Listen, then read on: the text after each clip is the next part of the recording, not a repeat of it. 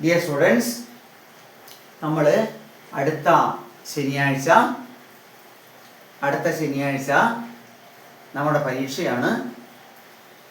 നാളെ നമുക്ക് അതിൻ്റെ ക്ലാസ് കിട്ടും എന്നാണ് വിചാരിച്ചത്. ഇപ്പോൾ നാളെ കലക്ടർ ലീവ് പ്രഖ്യാപിച്ചുകൊണ്ട്, അതായത് ശനിയാഴ്ചത്തെ ക്ലാസ് ലീവ് പ്രഖ്യാപിച്ചതുകൊണ്ട് നമുക്ക് ക്ലാസ്സിൽ വന്ന് അറ്റൻഡ് ചെയ്യാൻ കഴിയില്ല.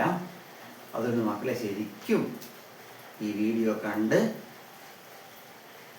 പ്രിപ്പയർ ചെയ്യണം. ഞായറാഴ്ച ഏതായാലും നമുക്ക് കാണാൻ പറ്റുമെന്നാണ് ഞാൻ വിചാരിക്കുന്നത്. ഓക്കെ മക്കളെ, നമുക്ക് ഫസ്റ്റ് നവോദയ മോഡൽ ടെസ്റ്റിലേക്കാണ് നമ്മൾ പോകുന്നത്. 2 മണിക്കൂറുള്ള നവോദയ പരീക്ഷയുടെ അതേപോലെ ബെല്ലുകളൊക്കെ അടിച്ച് 100 ചോദ്യങ്ങളുള്ള ചോദ്യപേപ്പർ പരീക്ഷ. അതായത് നവോദയ പരീക്ഷ നിങ്ങൾ അറ്റൻഡ് ചെയ്യുമ്പോൾ നിങ്ങൾക്ക് കിട്ടുന്ന അതേപോലത്തെ ഒരു ക്വസ്റ്റ്യൻ പേപ്പർ വെച്ചിട്ടാണ് നമ്മൾ നമ്മുടെ എബിലിറ്റി, നമുക്ക് എന്തൊക്കെ കാര്യങ്ങൾ അറിയാം, ഈ കാര്യങ്ങളൊക്കെ പരിശോധിക്കുന്നത്.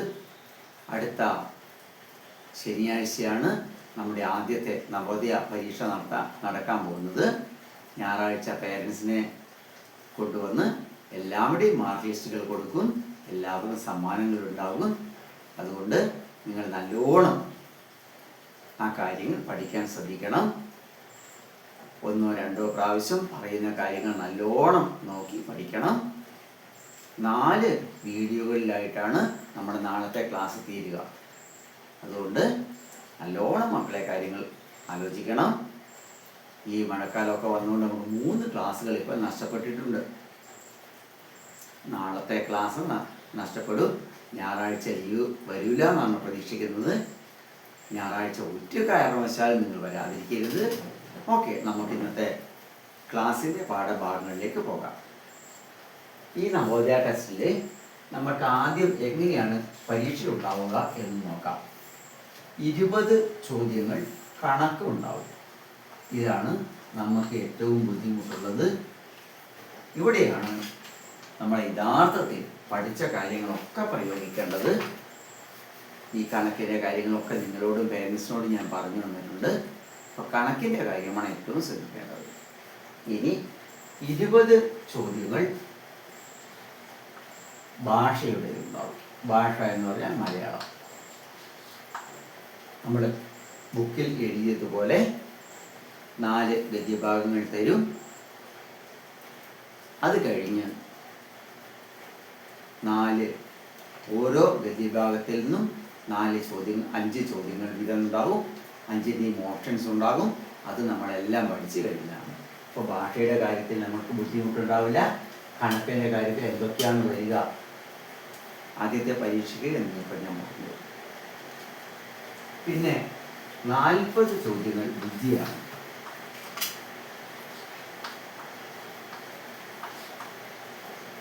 ഞായറാഴ്ചത്തെ പരീക്ഷയിൽ ബുദ്ധി ഭാഗങ്ങളിൽ വരുന്ന ചോദ്യങ്ങളൊക്കെ ഞാൻ വിശദമായി പറഞ്ഞുതരാം. ബുദ്ധി പരീക്ഷയ്ക്ക് 8 ചാപ്റ്ററാണ് നമ്മൾ പഠിക്കാനുള്ളത്. അതിൽ 4 ചാപ്റ്ററിലെ വിവരങ്ങൾ ഞായറാഴ്ച ഞാൻ പറഞ്ഞുതരാം. ആ 4 ചാപ്റ്റർ മാത്രമേ ഇപ്പോഴത്തെ പരീക്ഷയ്ക്ക് നമ്മൾ ഉണ്ടാവുകയുള്ളൂ. ഓക്കെ, നമുക്ക് ഈ ചോദ്യങ്ങളൊക്കെ എങ്ങനെയാണ് വരിക എന്നും അതിന് നിങ്ങൾ എങ്ങനെയാണ് നല്ലോണം പ്രിപ്പയർ ചെയ്യേണ്ടത് എന്നും നമുക്ക് നോക്കാം. ഓക്കെ, നമുക്ക് ആദ്യത്തെ കണക്കിൻ്റെ 20 ചോദ്യങ്ങളിലേക്ക് പോകാം.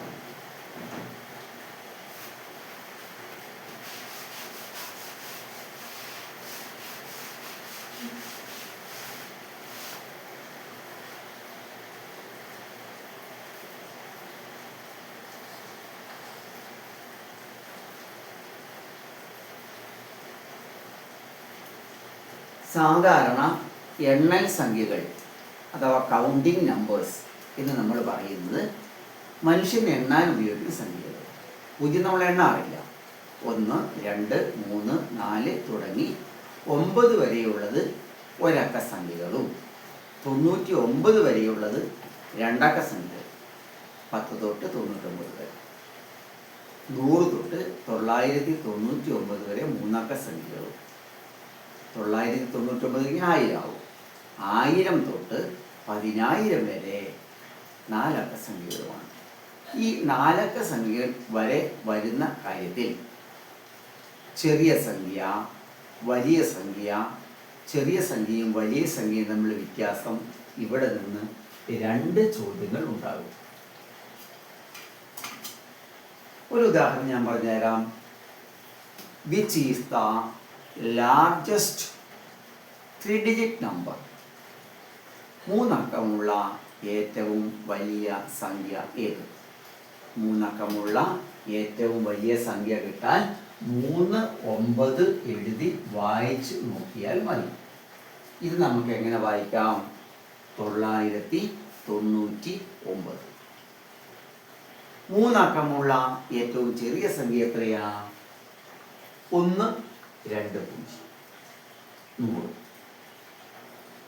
ഇങ്ങനെ വലിയതും അക്കങ്ങളുടെ എണ്ണം തന്നിട്ട് വലിയതും ചെറിയതും ആയ സംഖ്യകളെ ചോദിക്കും. നവോദയ പരീക്ഷയ്ക്ക് ഒരു ചോദ്യം ഇവിടെ നിന്നുണ്ടാകും. ഇപ്പോൾ നമ്മൾ വരുന്ന പരീക്ഷയിൽ 2 ചോദ്യങ്ങൾ ഈ ഭാഗത്തു നിന്നുണ്ടാകും. എല്ലാ കുട്ടികൾക്കും പലതവണ ഞാൻ പറഞ്ഞു തന്നിട്ടുള്ളതാണ്. ഓക്കെ അല്ലേ എല്ലാവർക്കും? ആർക്കെങ്കിലും എന്തെങ്കിലും സംശയമുണ്ടെങ്കിൽ ഞായറാഴ്ച അത് നിങ്ങൾ പരിഹരിക്കണം. അത് 10,000 വരെയുള്ള സംഖ്യകൾ മാത്രമേ നമുക്കിപ്പോൾ പഠിക്കേണ്ടതുള്ളൂ. വേറെ ഒരു ചോദ്യം ഞാൻ പറയാം. 4 അക്കമുള്ള ഏറ്റവും ചെറിയ സംഖ്യയും 3 അക്കമുള്ള ഏറ്റവും വലിയ സംഖ്യയും തമ്മിലുള്ള വ്യത്യാസം എന്താ? 3 അക്കമുള്ള ഏറ്റവും വലിയ സംഖ്യ, 4 അക്കമുള്ള ഏറ്റവും ചെറിയ സംഖ്യ, അത് തമ്മിൽ എത്ര വ്യത്യാസമുണ്ട്? അപ്പോൾ 4 അക്കമുള്ള ചെറിയ സംഖ്യ എന്ന് പറയുന്നത് ഇതാണ്. 3 അക്കമുള്ള വലിയ സംഖ്യ എന്ന് പറയുന്നത് ഇതാണ്. കുറച്ചാൽ എത്ര കിട്ടും? 10ൽ നിന്ന് 9 കുറച്ചാൽ 1, 9ൽ നിന്ന് 9 കുറച്ചാൽ 0, 9ൽ നിന്ന് 9 കുറച്ചാൽ 0. ഇവിടെ ഒന്നുമില്ല. അതുകൊണ്ട് ഈ 2 സംഖ്യകളെയും നമ്മൾ പരിഹരിക്കേണ്ടതില്ല. 1 എന്ന ഉത്തരം കിട്ടും. ഇങ്ങനെയൊരു ചോദ്യം പലപ്പോഴും നവോദയ പരീക്ഷയ്ക്ക് വന്നിട്ടുണ്ട്. അപ്പോൾ അക്കങ്ങളുടെ എണ്ണം തന്നിട്ട് വലിയ സംഖ്യ ഏത്, ചെറിയ സംഖ്യ ഏത്, വലിയ സംഖ്യയും ചെറിയ സംഖ്യയും തമ്മിലുള്ള വ്യത്യാസം ഏത് എന്ന ഭാഗത്ത് നിന്ന് 2 ചോദ്യങ്ങൾ ഉണ്ടാകും. ഇപ്പോൾ 2 ചോദ്യങ്ങൾ നിങ്ങൾക്ക് വ്യക്തമായല്ലോ. നമുക്ക് അടുത്ത വിഭാഗത്തിലുള്ള ചോദ്യങ്ങൾ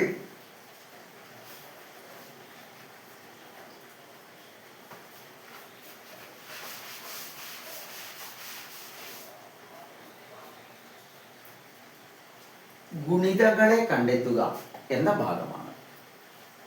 2ന്റെ ഗുണിതം, 3ന്റെ ഗുണിതം, 4ന്റെ ഗുണിതം, 5ന്റെ ഗുണിതം, 6ന്റെ ഗുണിതം, 7 8 ചോദിക്കില്ല. 9ന്റെ ഗുണിതം, ഇത്രയും ഗുണിതങ്ങളെ കണ്ടെത്തേണ്ട മാർഗം നമ്മൾ നവോദയ പരീക്ഷയുടെ ആദ്യ ക്ലാസ്സുകളിൽ നമ്മൾ പഠിച്ചതാണ്. 2ന്റെ ഗുണിതങ്ങളെ കണ്ടെത്താനുള്ള മാർഗം, 3ന്റെ ഗുണിതങ്ങളെ കണ്ടെത്താനുള്ള മാർഗം, 4ന്റെ ഗുണിതങ്ങളെ കണ്ടെത്താനുള്ള മാർഗം, 5ൻ്റേത്, 6ൻ്റേത്, 9ൻ്റേത്.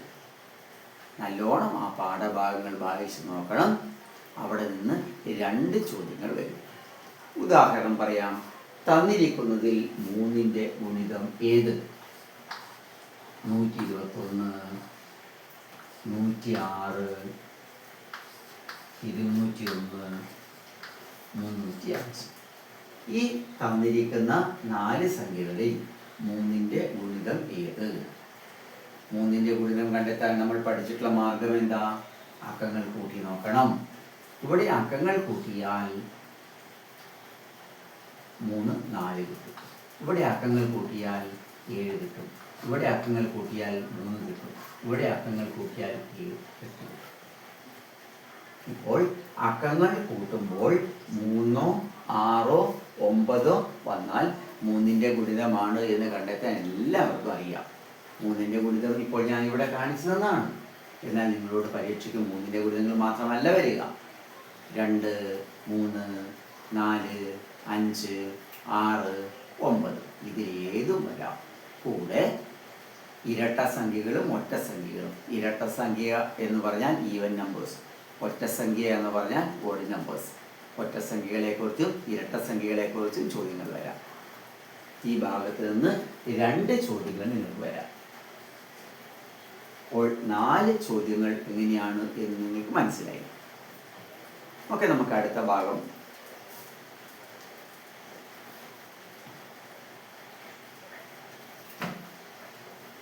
അടുത്ത 4 ചോദ്യങ്ങൾ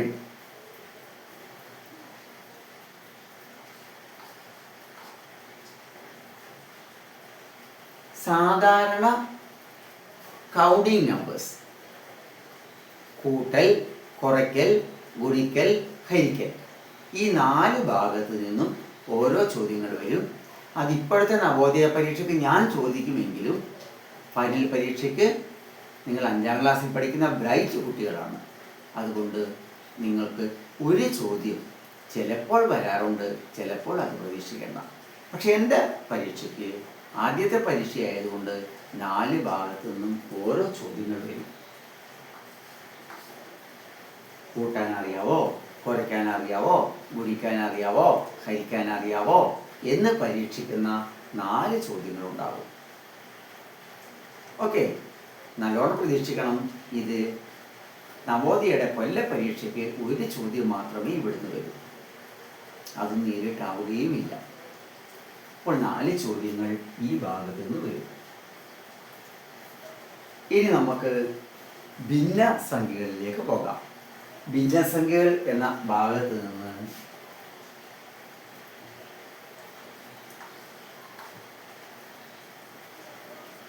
നാല് ചോദ്യങ്ങൾ വരും. ഭിന്നസംഖ്യകളിൽ കൂട്ടൽ, കുറയ്ക്കൽ, ഗുണിക്കൽ, ഹരിക്കൽ, താരതമ്യപ്പെടുത്തൽ, സമാന ഭിന്നം, വിവിധ തരം ഭിന്നസംഖ്യകൾ, ഇത്രയും ഭാഗം പഠിക്കാനുണ്ട്. വിവിധ തരം ഭിന്നസംഖ്യകൾ എന്ന ഭാഗം നല്ലോണം ഓർക്കണം. ഒരു ഭിന്നസംഖ്യ തന്നിട്ട് അത് സാധാരണ ഭിന്നമാണോ, വിഷമ ഭിന്നമാണോ, മിശ്ര ഭിന്നമാണോ, ഒന്നിന് സമാനമായ ഭിന്നമാണോ എന്ന് ചോദിക്കും.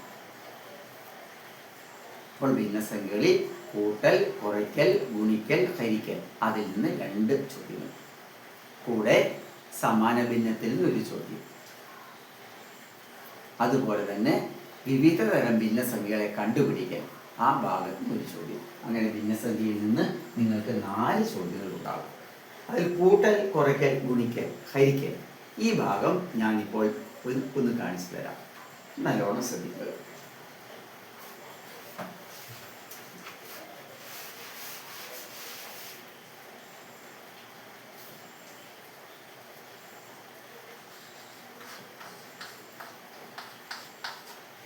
മൂന്ന് ബൈ 4, 1/2, ഈ ഭിന്നസംഖ്യകൾ തമ്മിൽ കൂട്ടാനും കുറയ്ക്കാനും ഗുണിക്കാനും ഹരിക്കാനും എങ്ങനെയാണ് എന്ന് നോക്കുക. നമ്മൾ നല്ലോണം പഠിച്ചതാണ്. ഒരു പ്രാവശ്യം പഠിച്ചു, ഒരു പ്രാവശ്യം ഞാൻ റിവിഷനും തന്നു. കണക്ക് നമ്മൾ എത്ര കൊല്ലം പഠിച്ചാലും, എത്ര വലിയ ക്ലാസ്സിൽ പഠിച്ചാലും എപ്പോഴും ഓർത്തിരിക്കേണ്ട ഒരു കാര്യമാണ് ഭിന്നസംഖ്യയുടെ കൂട്ടലും കുറയ്ക്കലും. മക്കളെ 5ാം ക്ലാസ്സിൽ 3 പ്രാവശ്യം ഞാൻ പഠിപ്പിച്ചു തന്നതിൻ്റെ കാരണം 10ാം ക്ലാസ്സിലുള്ള കുട്ടികൾക്കും ഇത് പലപ്പോഴും അറിയില്ല. നല്ലോണം ഒന്ന് ശ്രദ്ധിച്ച് നോക്കുക. ഇപ്പോൾ നമുക്ക് ആദ്യം 3/4 1/2 കൂട്ടാം. 3/4 1/2 കുറയ്ക്കാം. 3/4 1/2 ഗുണിക്കാം. 3/4 1/2 ഹരിക്കാം. ഒരു കാര്യം ഓർക്കണം, ഭിന്നസംഖ്യയുടെ ലോകം സാധാരണ സംഖ്യയുടെ ലോകത്തിൽ നിന്ന് വ്യത്യാസമാണ്. എല്ലാവർക്കും അറിയാമല്ലോ. ഇപ്പോൾ നമുക്ക് 2 ഭിന്നസംഖ്യകൾ തമ്മിൽ കൂട്ടണമെങ്കിൽ ഒരു കാര്യം നോക്കുക. ഒരു ഭിന്നസംഖ്യയ്ക്ക് അംശവുമുണ്ട് ഛേദവുമുണ്ട്, അംശവുമുണ്ട് ഛേദവുമുണ്ട്. ഒരിക്കലും മക്കളെ ഇത് തമ്മിൽ കൂട്ടുകയോ കുറയ്ക്കുകയോ ചെയ്യാൻ പാടില്ല. 3/4 1/2 കൂട്ടിയാൽ ഉത്തരത്തിന്റെ ഛേദം 4 × 2 8 തന്നെയാണ്. ഒരിക്കലും കൂട്ടാൻ പാടില്ല. നിങ്ങൾ കുറയ്ക്കാൻ പറഞ്ഞാലും ഛേദം 2 × 4 8ആണ്. അംശത്തിലേ ചിന്തിക്കേണ്ടതുള്ളൂ. ഗുണിക്കാൻ പറഞ്ഞാലും 4 × 2 8. അപ്പോൾ കൂട്ടാൻ പറഞ്ഞാലും കുറയ്ക്കാൻ പറഞ്ഞാലും ഗുണിക്കാൻ പറഞ്ഞാലും ഛേദം കണ്ടെത്താൻ നമ്മൾ ഗുണനക്രിയ മാത്രമേ നടത്തേണ്ടതുള്ളൂ. ഒരിക്കലും മക്കളെ നിങ്ങൾ കൂട്ടാൻ പാടില്ല, കുറയ്ക്കാൻ പാടില്ല. മനസ്സിലായില്ലേ? ഇനി അംശം കണ്ടെത്തണം. എല്ലാത്തിനും കണ്ടെത്താൻ ആദ്യം 3, 2, 6 കൂട്ടണം. 1, 4, 4 10/8 ആണ്. വളരെ എളുപ്പമാണ്. കുറയ്ക്കേണ്ടി വരുമ്പോൾ 8 നമുക്ക് കിട്ടി. മുകളിലുള്ളത് നോക്കാൻ 3 × 2 6. കുറയ്ക്കണം. 1 × 4 4. 2/4. ഗുണിക്കേണ്ടി വരുമ്പോഴും ഇത് നമുക്ക് ഓൾറെഡി കിട്ടി. ഗുണിക്കേണ്ടി വരുമ്പോൾ ഇതിനെ തമ്മിൽ ഗുണിച്ചാൽ മതി. 3 × 1 3. അപ്പോൾ ഭിന്നസംഖ്യയുടെ ഗുണനം ഏറ്റവും എളുപ്പമുള്ള കാര്യമാണ്. അംശവും ഗുണിക്കുക, ഛേദവും ഗുണിക്കണമെന്ന് നമുക്കറിയാം. കാരണം എല്ലാ ക്രിയകളിലും അത് ചെയ്യണം. ഇനി ഹരണം എന്ന ക്രിയ വരുമ്പോൾ നിങ്ങൾ ഒന്ന് ആലോചിക്കണം. ഒരിക്കലും ഇത് ഗുണിച്ചിട്ട് ഉത്തരം എഴുതരുത്. നല്ലോണം ഓർക്കണം. ഭിന്നസംഖ്യയുടെ ഹരണത്തിൽ ഒരിക്കലും ഛേദങ്ങൾ തമ്മിൽ ഗുണിക്കരുത്. കൂട്ടുമ്പോഴും കുറയ്ക്കുമ്പോഴും ഗുണിക്കുമ്പോഴും നമ്മൾ ഛേദങ്ങൾ ഗുണിച്ചു. എന്നാൽ ഹരിക്കുമ്പോൾ ഛേദങ്ങൾ ഗുണിക്കരുത്. ഒരു ഭിന്നസംഖ്യയെ മറ്റൊരു ഭിന്നസംഖ്യ കൊണ്ട് ഹരിക്കുമ്പോൾ കിട്ടുന്ന ഉത്തരം കിട്ടാൻ രണ്ടാമത്തെ ഭിന്നസംഖ്യയെ തല തിരിച്ചിട്ട് ഗുണിക്കണം. അപ്പോൾ 3/4 ഹരണം 1/2 എന്ന് പറഞ്ഞാൽ 3/4 ഗുണനം 2/1 എന്ന് എഴുതണം. ആദ്യത്തെ ഭിന്നസംഖ്യ തല തിരിക്കരുത്. രണ്ടാമത്തെ ഭിന്നസംഖ്യയെ തല തിരിക്കണം. എന്നിട്ട് ഗുണിക്കണം.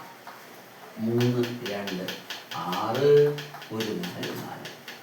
ഇനി ഒരു പ്രാവശ്യം നവോദയക്ക് ചോദിച്ച ഒരു ചോദ്യമുണ്ട്.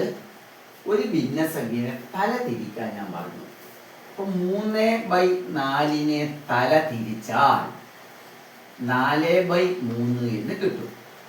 ഒരു ഭിന്നസംഖ്യയെ തല തിരിക്കുക എന്ന് പറഞ്ഞാൽ അതിൻ്റെ അർത്ഥം അംശത്തിനെ ഛേദമാക്കുക, ഛേദത്തിനെ അംശം. അപ്പോൾ ഭിന്നസംഖ്യയെ തല തിരിച്ചാൽ നമുക്ക് മറ്റൊരു ഭിന്നം കിട്ടും. ഇതിന് മലയാളം മീഡിയക്കാർ പറയേണ്ടത് ഈ ഭിന്നസംഖ്യയുടെ വ്യുൽക്രമം. എന്താ പറയേണ്ടത്? വ്യുൽക്രമം. അപ്പോൾ ഒരു ഭിന്നസംഖ്യയെ അംശവും ഛേദവും തല തിരിച്ചിട്ടാൽ നമുക്ക് എന്താ കിട്ടുക? അതിൻ്റെ വ്യുൽക്രമം. ഇംഗ്ലീഷ് മീഡിയക്കാർ അതിന് റെസിപ്രോക്കൽ എന്നാണ് പറയേണ്ടത്. റെസിപ്രോക്കൽ.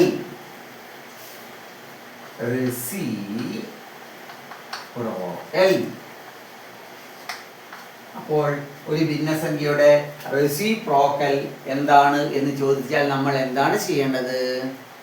ആ ഭിന്നസംഖ്യയെ തല തിരിച്ച് എഴുതണം. അംശം ഛേദമാക്കണം, ഛേദം അംശമാക്കണം.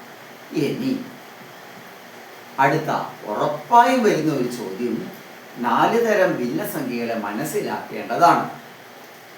ഒരു ഭിന്നസംഖ്യയെ ഞാൻ പറഞ്ഞു തരാം.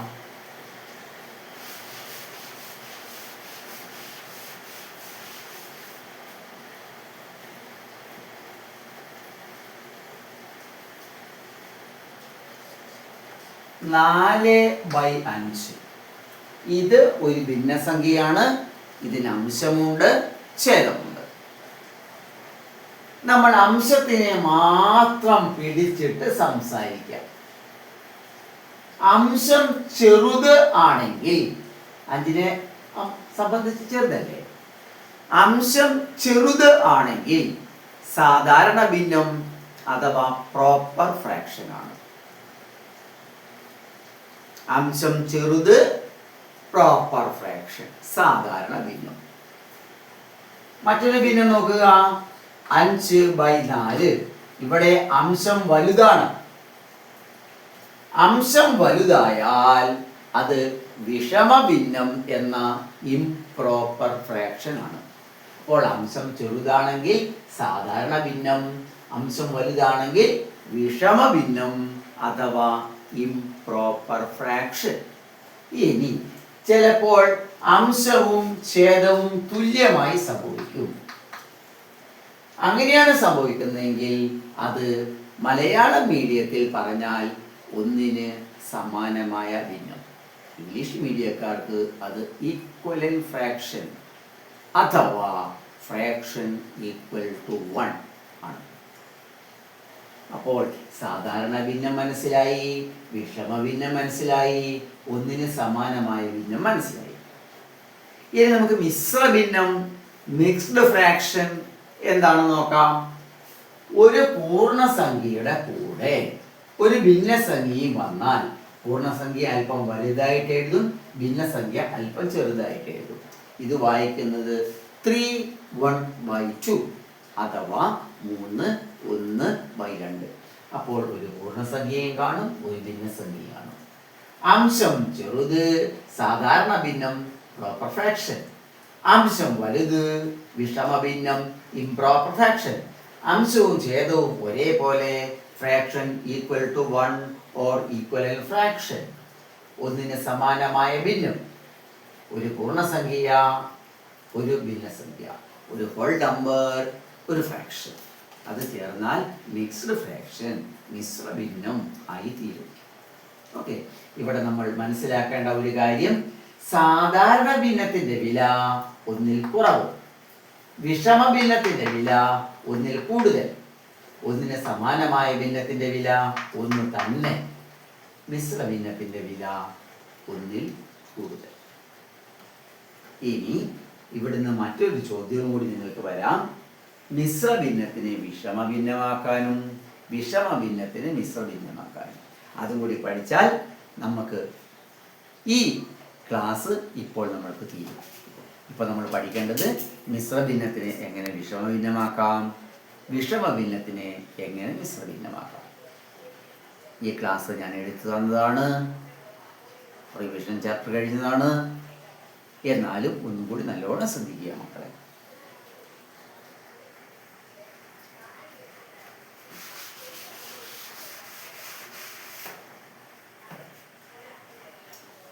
ആറ് 3/4 ഇത് ഒരു മിശ്രഭിന്നമാണ്. ഇതിനെ നമുക്ക് എങ്ങനെ വിഷമഭിന്നമാക്കാം? ഇവിടെ 4 ഗുണിക്കണം 6 കൂട്ടണം 3 ബൈ 4ന് മാറ്റമൊന്നുമില്ല. 6 4 24 3 27 27/4. ഇപ്പോൾ മിശ്രഭിന്നം വിഷമഭിന്നമായി മാറി. ഒരെണ്ണം കൂടി ഞാൻ കാണിച്ചു തരാം. 7(1/2) ഇതിനെ നമുക്ക് വിഷമഭിന്നമാക്കണം. നമുക്ക് എന്ത് ചെയ്യാം? 7 ഗുണനം 2 കൂട്ടണം 1 ബൈ, ഇതിന് മാറ്റമില്ല, 2. 7 2 14 1 15 15/2. ഇപ്പോൾ ഈ മിശ്രഭിന്നം വിഷമഭിന്നം ആയി മാറി. ഒരെണ്ണം കൂടി നോക്കുക. 5(3/4) നമുക്ക് എങ്ങനെ മാറ്റാം? 5 ഗുണനം 3 i4 20 20 3 23 23/4. ഇപ്പോൾ നമ്മൾ വിഷമഭിന്നത്തിനെ മിശ്രഭിന്നമാക്കി കഴിഞ്ഞു, മിശ്രഭിന്നത്തിനെ വിഷമഭിന്നമാക്കി കഴിഞ്ഞു. ഇനി നമുക്ക് തിരിച്ചു കൊണ്ടുപോകണമെന്ന് വിചാരിക്കുക. അതായത് വിഷമഭിന്നം തരും, മിശ്രഭിന്നമാക്കണം. നമുക്ക് ഇതേ ചോദ്യങ്ങൾ തന്നെ ഒന്ന് ചെയ്തു നോക്കാം.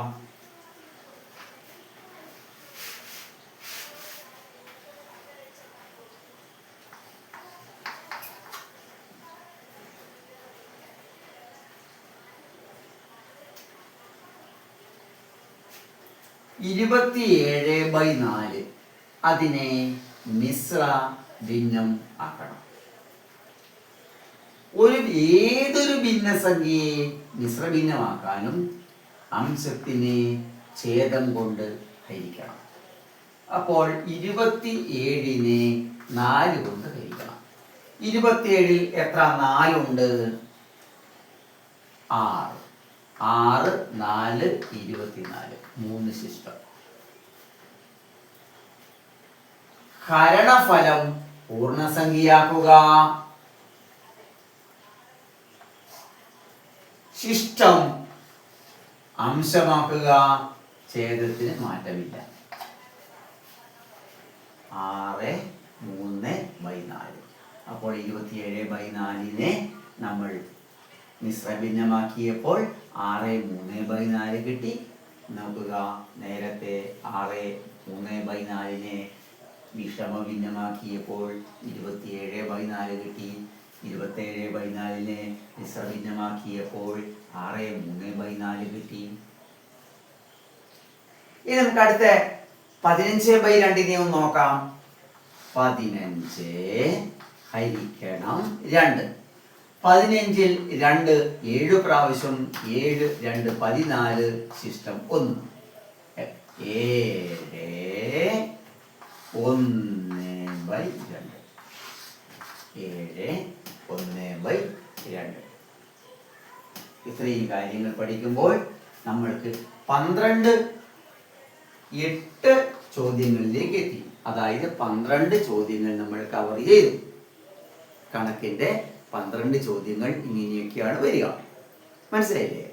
ചോദ്യം 20 ഞാൻ 30 എണ്ണം പറഞ്ഞു തരും. അതിനകത്തുനിന്ന് 20 എണ്ണം പരീക്ഷയ്ക്ക് വരും. ഓക്കെ, നമുക്കിന്ന് ഈ ക്ലാസ് തീരുകയാണ്. അടുത്ത വീഡിയോയിലേക്ക് പോകാം.